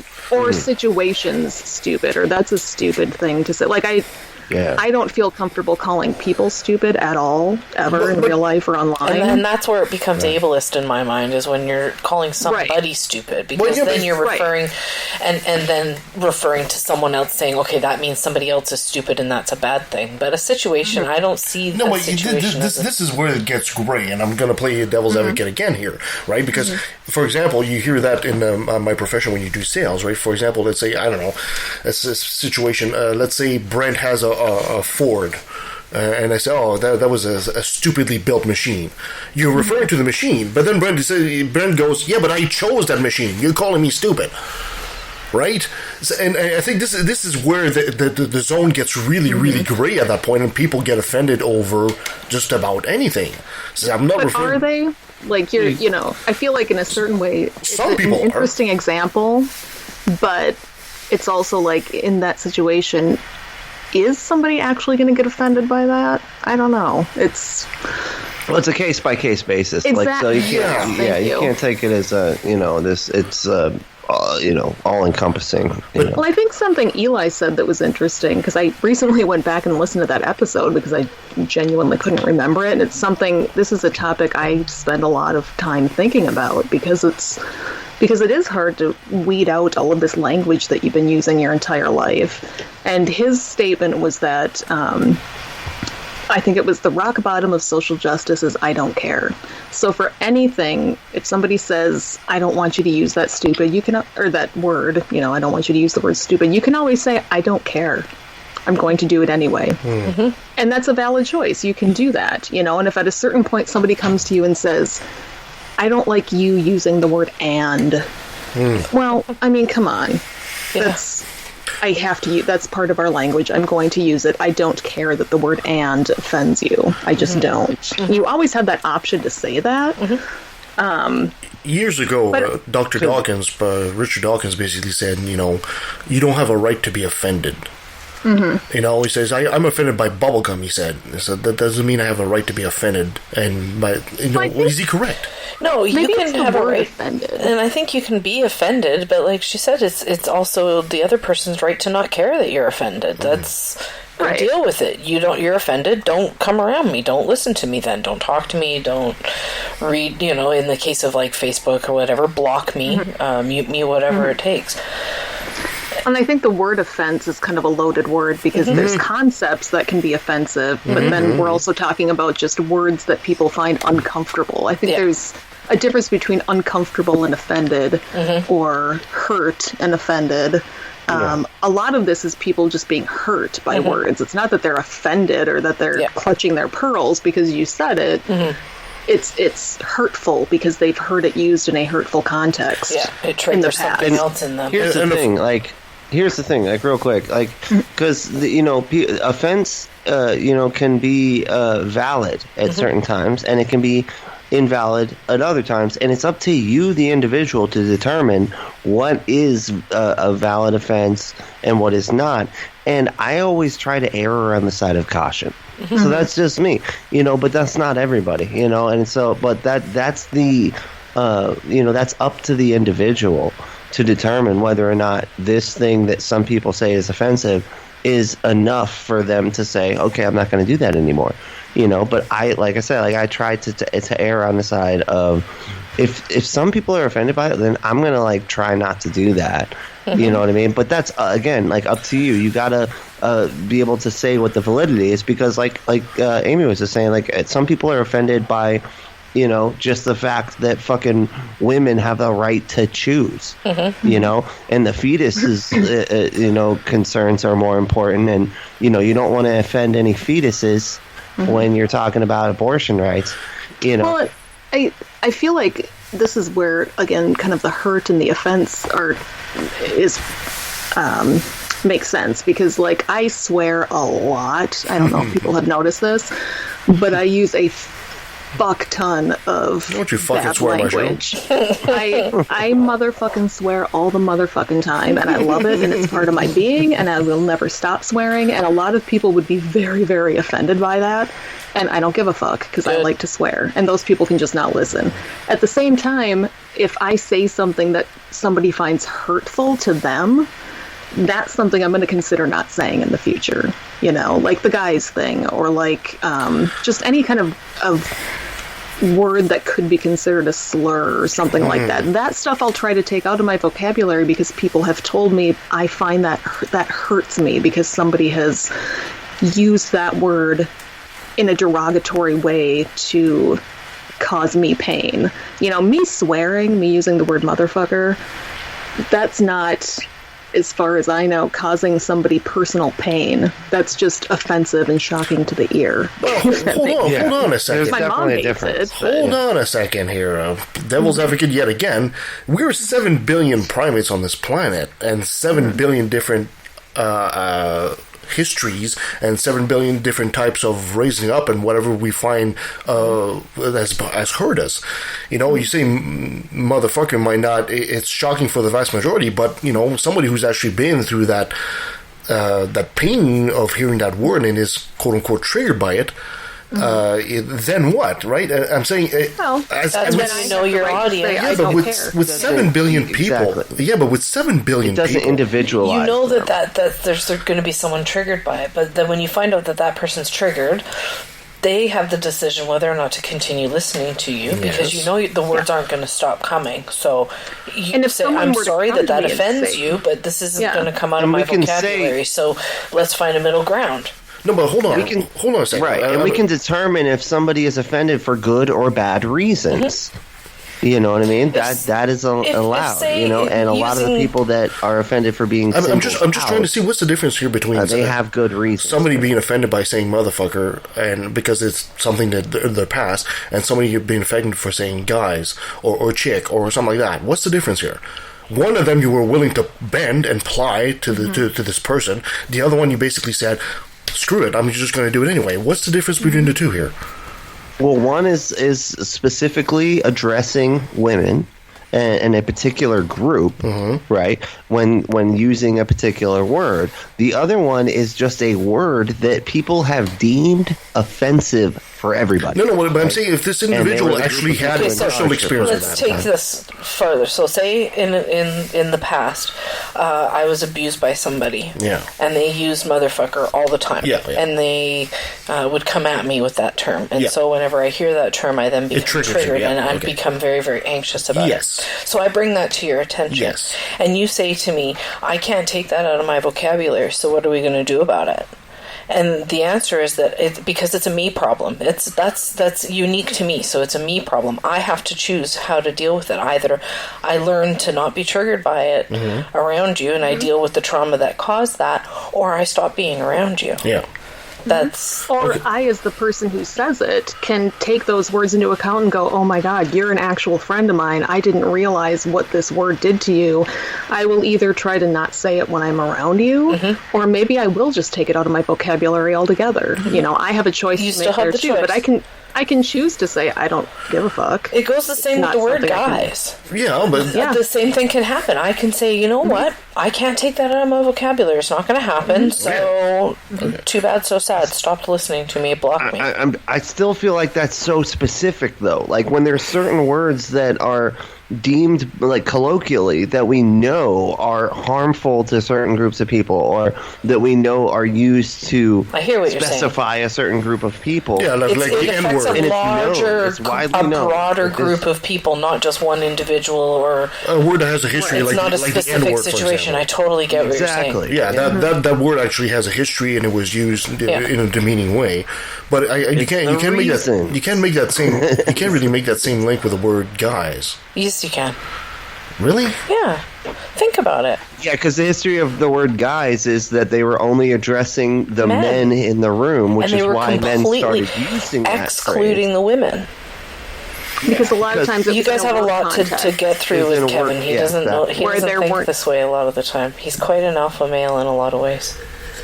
So it's basically like, hey, y'all, listening. only the guys. I'm talking to y'all. Yeah. Not the ladies in the room. Well, and I think about it. Sorry, Brent. I'm just going to interrupt you all the time because I'm horrible. When the hey guys thing came up, I was just like, really? Because everybody knows you're addressing everybody and not just guys. Like as a society, we've all kind of accepted that that's something that we use to address an entire audience. But I first of all, there's a lot of people saying, I'm uncomfortable with that. It's not like one person came and said, I don't like that, quit saying it. You have an entire group of people saying, we find that to be exclusive and not inclusive. And if you think about the greeting, hey, ladies and gentlemen, ladies and gentlemen is something that we use all the time, but the more I think about it, the more that I realize how exclusionary that is, too. Mm-hmm. Not everybody identifies as a lady or a gentleman. There are people who are non-binary, and you're basically excluding an entire group of people that are in the crowd when you say something like, hey, ladies and gentlemen. Mm-hmm. And it's one of those things that you have to kind of think about it for yourself and decide, do I want to be excluding this group of people, or do I really not care about that group of people? Or, I feel like it's something you have to think about on your own and figure out if that's something you're comfortable doing or not. And I know a lot of trans people, and I know a lot of non-binary people who say that is hurtful. Mm-hmm. And so it's easier for me to understand that when I have people telling me that, and I can go, oh, maybe I shouldn't say that then. Mm-hmm. As opposed to one person coming up to me and saying, I hate this one word. But it is complicated. It's complicated because, like I said, things have changed rapidly, and I recently went back and found a bunch of my college papers from 25 years ago, and wow, I wrote a paper about gay rights that was so cringy, just the language I used. And I was pro-gay rights, I was pro-gay marriage. It wasn't, but just the way that I worded things, and you can't use the FAG word. Come on, man, that's not okay. No, I didn't go there. It's totally okay.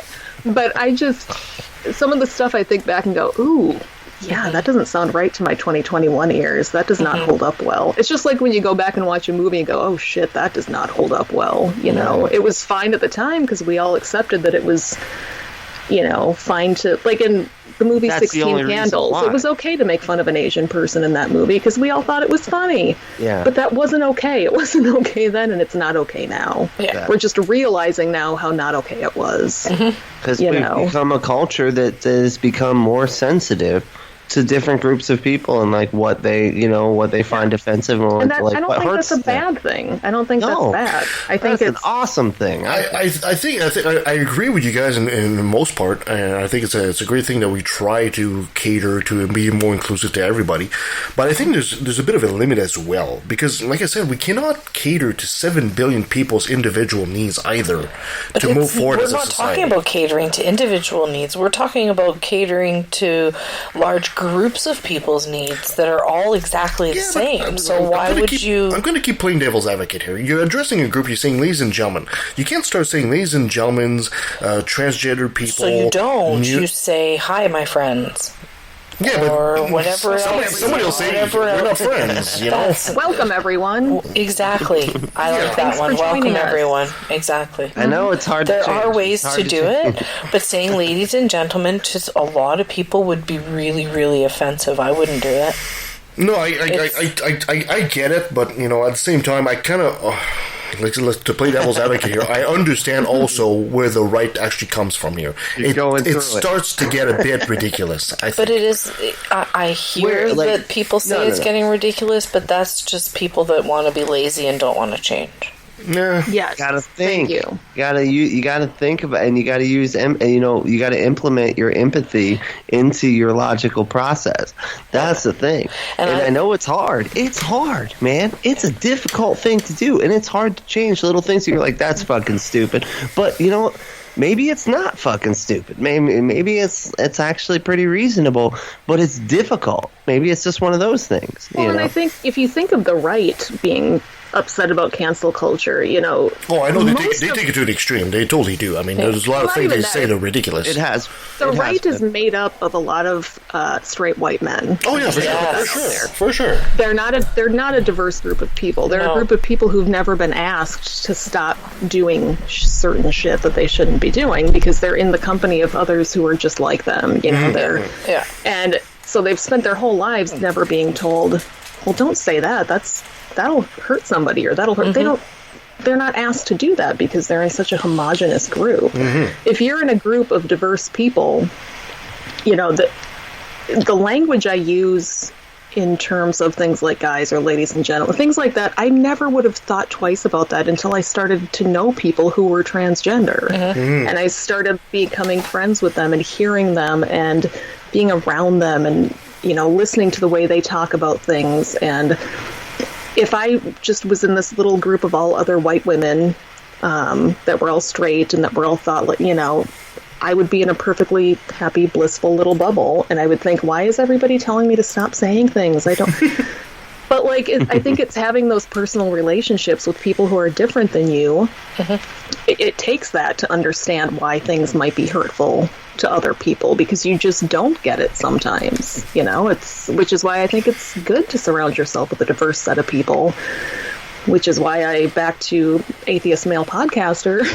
Yeah, we took like a real tangent on this. We were left at the valley. Big time. They need to do a better job in general of just having more diverse guests on, I think. I think that people like Sam Harris or, you know, all of these atheist male podcasters, they don't think that there's value in just having a diverse set of voices. And I think there's a lot of value in having a diverse set of voices, you know? And that's, if you know, I've had practically a screaming match with a friend of mine before where we, because he's an atheist and we used to do a podcast together, and, you know, I'll say something like, you know, Sam Harris should have like somebody like Mandisa Thomas on the show, just have more diverse voices. And he'll say, but why? Why is it that saying you need a black person to come on the show? Why is that better than anybody else? Why don't the ideas just stand up for themselves? And it's because, well, the ideas are what you think they are, but if you hear from a different perspective, maybe you'll rethink those ideas. If you never hear the other perspectives, how do you know that your ideas are correct? Exactly. You know, and no one person, no woman can speak for all women, and no black person can speak for all black people. You can't, but you can hear a bulk of them saying something to you, like the Black Lives Matter movement, you know? Yeah. That's a lot of people of color telling you one thing, and you will find people of color saying that Black Lives Matter is ridiculous, and, you know, they don't think Americans are racist, and you can find outliers to say anything, but... Oh, yeah, of course. You know, it's... I don't know. It's surrounding yourself with different kinds of people, I think. And I think a lot of times men, especially straight white men, don't take the time out to go, oh, I should have a more diverse group of people around me. You know, they're happy with their other white dude friends. Yeah, I wonder if that's basically just them trying to cater to an audience that's already there. Maybe I don't know. I would think a more diverse opinion would bring you a bigger audience. Maybe they don't think there is such a need. Maybe they think. Well, I don't even think it's just podcasters. I think it's just people in general. Like in my town, you know, there's not a diverse population, and so you've got people just hanging out with the same people they've known since birth who look exactly like them and think exactly like them, and you know, that's when you're around people who are nothing but the same as you don't learn much about humanity. I agree. Yeah, I mean, that's a definition basically of narrow-minded. It's just is only being able to think from within your own personal experience and your experience with other people that have basically the same experience. You know, it's like that's the whole thing about being an open-minded person, a free thinker. You're thinking from other perspectives. You know, and that's really important. One of the things I love about Unapologetics, which I, you know, constantly fawn over and tell everybody to listen to, because it's one of the most underrated shows in atheist podcasting. Oh, never heard of it. Because we're underrated. That's why. There are not a lot of black voices in atheist podcasting at all.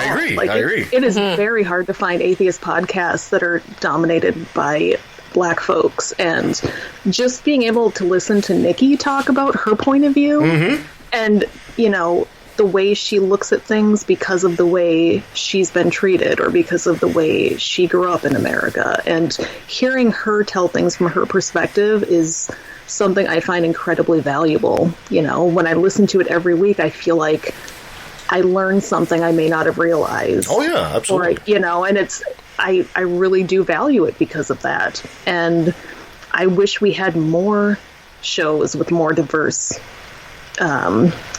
hosts and guests so that I could hear from those people. Yeah. And that's kind of what we were trying to do to begin with, was just, you know, it's easy to think that the atheist community is all cishet straight white guys, because that's all you hear from. So. Yeah, even our first iteration of the show, Left the Valley, was exactly that, right? It was like 3 women and 1 guy, essentially, right? All different generations too. So anyway, which is awesome. The only thing we didn't have a person of different color or anything. We're all Caucasians, unfortunately, but hey, it is. Well, look at where you were. I mean, and that's the why the demographic devil that you're of what you're talking for. about of the small town.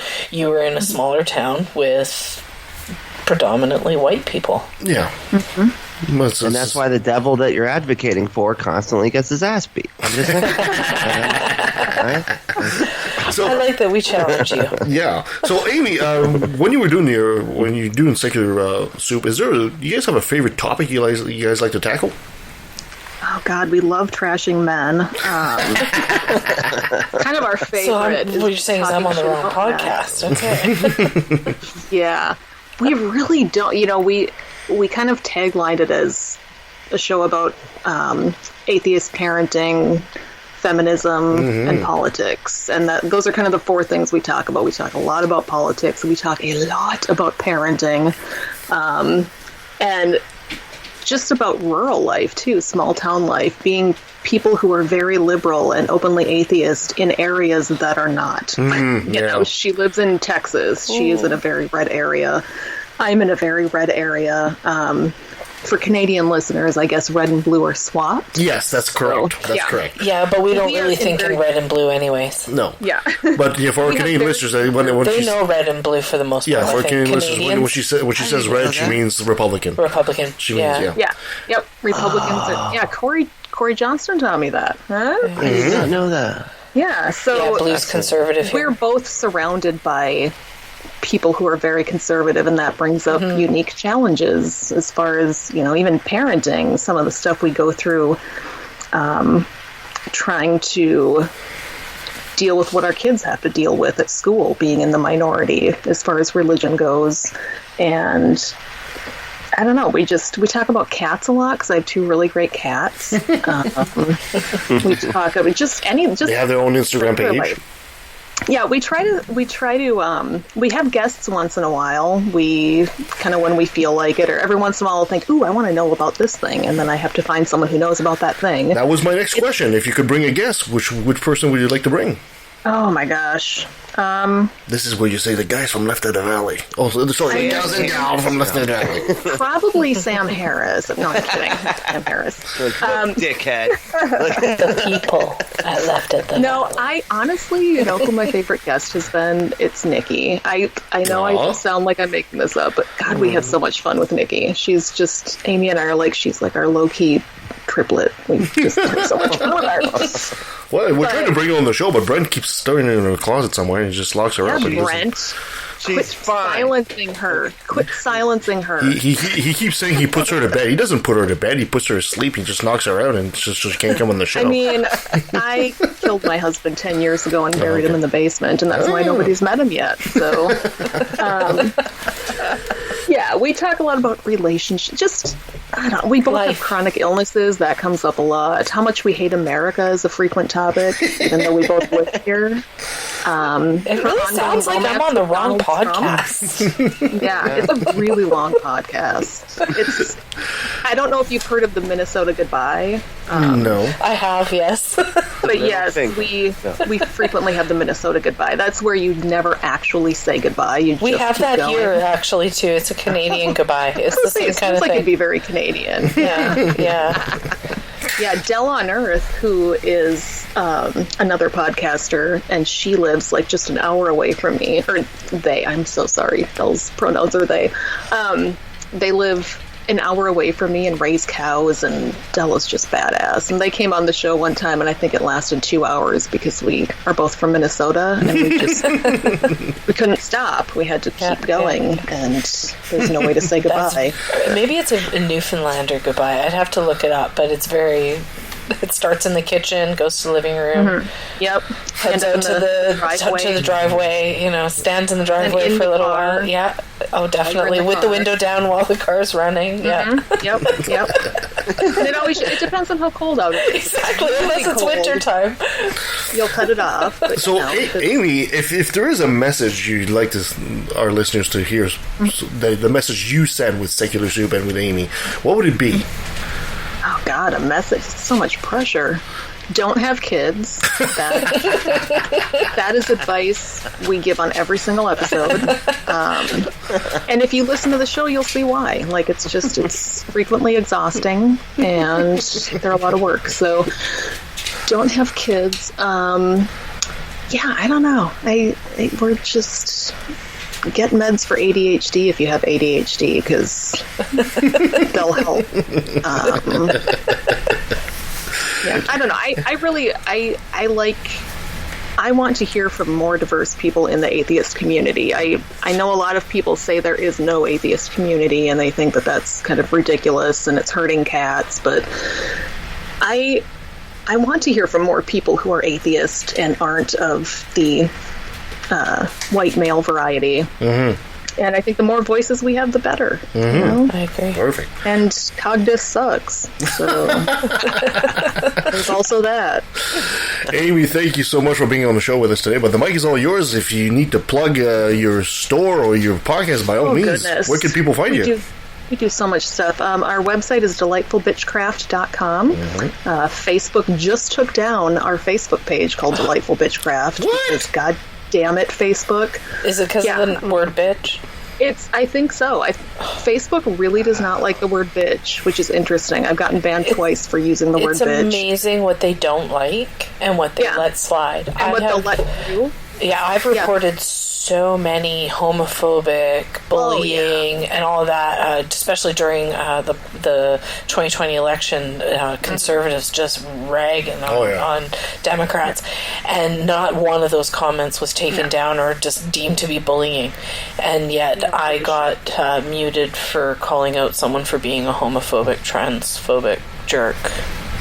I got... and it wasn't even... It was sly too. It wasn't even a direct bullying comment. I got a 24-hour ban for calling Matt from Canada a lazy-ass Canadian. Only 24 hours? Yeah, you generally, because it starts at 24 and then it goes to 3 days. No, she insulted a Canadian. She needs to be executed. Well, I think the second time in an igloo. Because I called 3 days. and I a bitch. I said something like, whatever, 3 bitch, days. and I got... Yeah, anyway. I got 24 for something. I don't remember. Something stupid. Oh, no, actually, I got a warning, and then, 5 months later, I got a 24-hour for the same thing. And it was actually... ridiculous, but I need it so much. Yeah, I know. It's so hard. It's still our brand anyway, though, and we like it. DelightfulBitchcraft.com. That's got all of our podcasts. I also do a Fargo podcast, the TV show Fargo. Mm-hmm. Marissa McCool and I do a recap podcast called Okay Then, where we've just been reviewing every single episode of Fargo, which is an amazing TV show if you've never seen it. And yeah, we've got our live drunk casts on our website. We do have an Etsy shop where we sell terrible crafts, but it's pretty sparse lately. We haven't had time to make much stuff, so I make a lot of creepy doll head lamps, a lot of kitchenware with motherfucker on it somewhere. Weird shit like that. So, sounds. But yeah, delightful. check us out on Secular Soup or I Date Me wherever you listen to your podcasts. Fantastic. Amy, before I let you go, I gotta have you say, hi, this is Amy with a Y from Secular Soup, and I took a left to the valley. Hi, this is Amy with a Y from Secular Soup, and I took a left at the valley. Fantastic. And that was Amy with a Y from Secular Soup. Oh, I can't believe I had to do this. You owe me, Brent. You owe me. I did this because of you. You know that, right? Hey, I know. I know you a big one. Yeah. No, she's fantastic. One. That's a $1 bill that I owe you. We don't have $1 bills. You still have $1 bills? Yeah, they still do. They still have the penny. They still have a penny too. Wow, you've really got to get with the times there, guys. We've had dollar coins. You use the dollar coin. We have a dollar coin. You use a loonie. We call it a loonie because there's a root on it. Actually, these days, you pull out your card and you tap it. Yeah, that too. We haven't gotten there yet down here. We haven't gotten there. I know, you guys didn't have debit cards. We had debit cards for years before you. Yeah. Anyway, this is not the U.S. versus Canada comparison show. Well, This was Left of the Valley. No. We're different. That's all. We're not better. We're different. So, anyway, her show for Amy with a Y and Amy with an I, Secular Soup, highly recommend. These gals are hilarious, and they talk about a whole bunch of things. And the other one they show with I Date Me is what they call it. I haven't heard of that one, but Brent, you know about it. Oh yeah, I Date Me is great. You got to, definitely check that out. Making fun of old bachelors and old magazines trying to get laid. It's great. It's really fun. Oh, I had stories I could tell. This show did really take a tangent. We weren't expecting to do. We were supposed to talk mostly about secular soup. We ended up talking about a whole bunch of different things, including feminism and what's acceptable and what's not. But that's what the show is all about, right? That's what makes the great. Makes the show interesting. Mm-hmm. So, thank you so much for listening, guys, and thank you for being here to my two co-hosts, Brent and Sabrina. Really appreciate that. You can follow us at the Left of the Valley. No, you can't do that yet.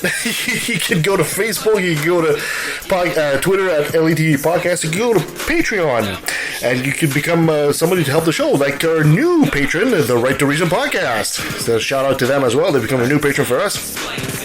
And you can send us an email at leftatvalley@outlook.com. Coming up, we'll have our old friend David Fitzgerald.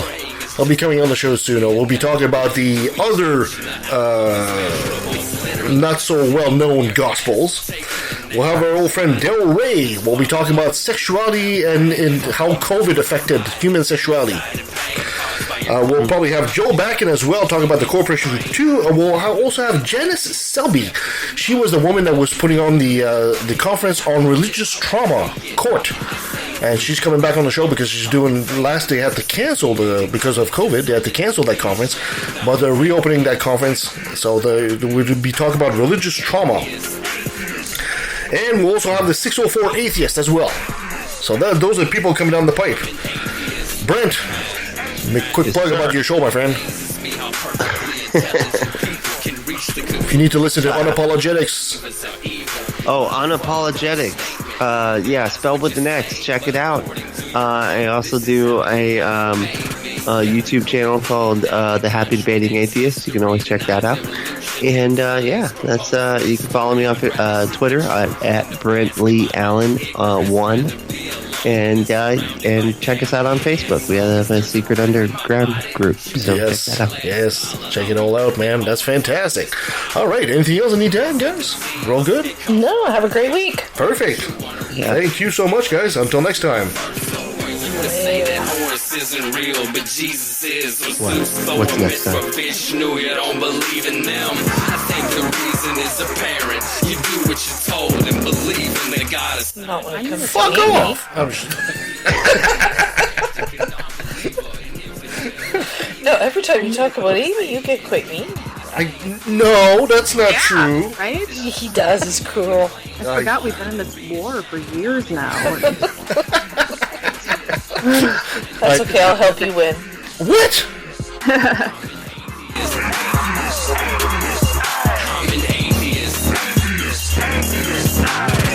Now let me take a sec, don't mean it sounds so hateful, but I swear to God, unintended, I find it disgraceful that thousands of children are raped by priests, and since they're holy men of God, they get away scot-free, and the Pope does his very best to keep it on the hush. Don't wanna affect business, he loves money too much. We know that they love the kids, but how the fuck can we protect them while they planning to molest them? We teaching them to respect them. Fuck that. The system is broke down, working backwards, and the only action or tactic I plan to practice now is to attack them. The parties of God's hands are bloodstained, millions of murders by believers, and they're all in God's name. And let me take a sec, don't mean to sound so hateful, but I swear to God, unintended, I find it disgraceful that many atheists are told to be quiet. You're not alone. to let it be known. I'm proud to be an atheist, a skeptic, a non-believer, and if